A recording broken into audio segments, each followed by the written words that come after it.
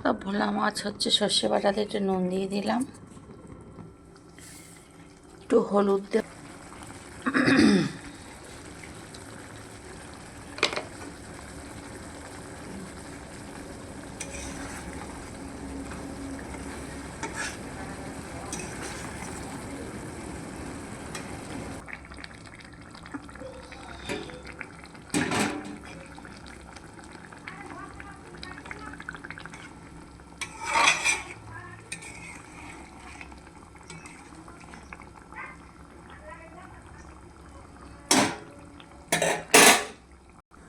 তা কাঁচা টমেটো সর্ষে বাটা দিয়ে চচ্চড়ি করব, টক টক ভাল লাগবে সর্ষে বাটা দিয়ে।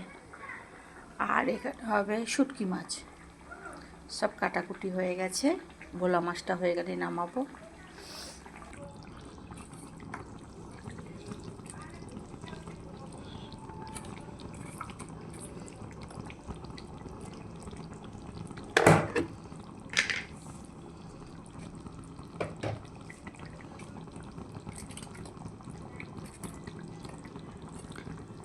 তা মাছের তরকারিটা হয়ে গেছে, একটু সরষের তেল দেবো।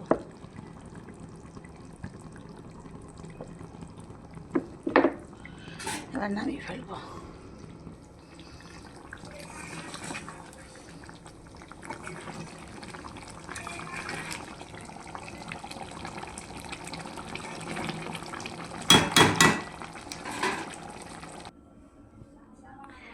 তা মাছটা নামিয়ে ফেললাম বন্ধুরা, টাটা। ভোলা মাছের সর্ষে বাটা দিয়ে ঝোল।